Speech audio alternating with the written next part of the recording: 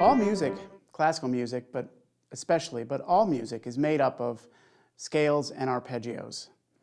And it's very important for us to understand these building blocks of music.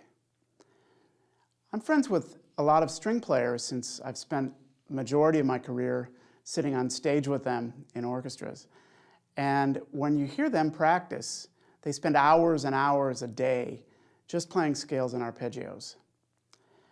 As brass players, we tend not to do this so much, and I want to encourage you to correct that and spend a lot of time learning your major and minor scales. Part of the reason to do this is so that as you are learning a piece, you'll be able to learn more quickly because your fingers will go in the right place. And that's one of the reasons that string players practice scales and arpeggios so much.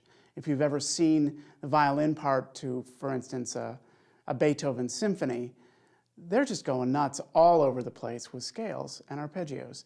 For them to recognize, oh, we're in F major, here's an F major scale, it allows them to simply play without having to practice the repertoire for hours and hours. For us, it can really also help us when it comes towards later on when you're working on transposition. It gives you an insight into how the music's put together, and it really helps your learning curve. So how do we practice major scales? Let's start with major scales. I think the first thing to do is to understand the scale construction. If you understand that it's whole step, half step, whole step, whole step, whole step, half step, you now know every major scale. It just starts on a different note. It's something that guitar players and electric bass players learn from the first days they're on the instrument because it's visual for them. For us, it isn't because we're using valve patterns. But if you can train your mind to be thinking in terms of how the scale is constructed, it can really help. To put this into practical usage, what you want to do is start with some very easy scales. Start with, for instance, C major, because it's the equivalent of all the white keys on the piano, and there are no sharps or flats. And just try it out and hear whole step, half, whole step, whole step, whole step, half.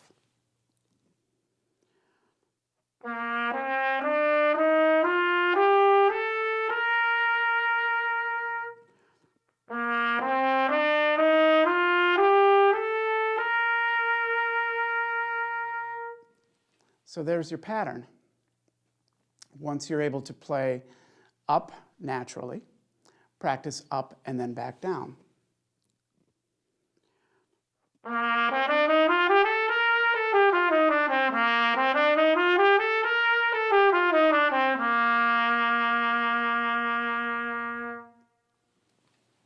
Then move on to another easy key, perhaps F major, which only has a B flat in it. And again, you're going to think of the scale construction. Whole, whole, half, whole, whole, whole, half.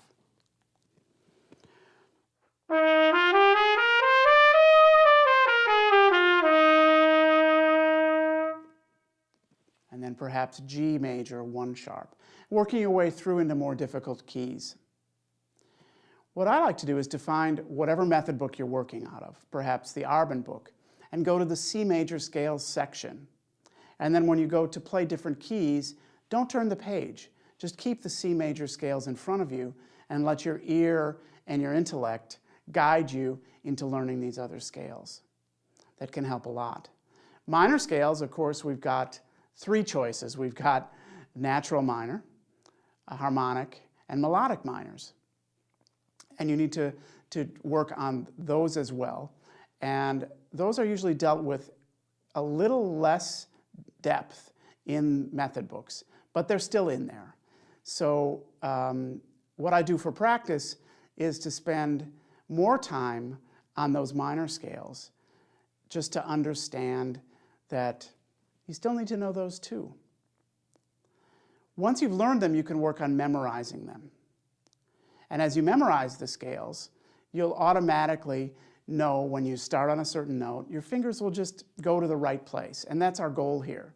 Once again, starting with the easy keys, working to the more difficult keys. As you advance, you'll want to spend the bulk of your time on the more difficult keys, because after all, those are the ones that are going to require more attention. So we're going to work on understanding the scale construction. We're going to practice the easy scales and work towards more difficult scales. And we're going to make sure that they're memorized and totally under your fingers. So that's what I want you to do. Practice those scales, and next time you work on a new piece, you'll find that it's much easier to master it in a shorter amount of time.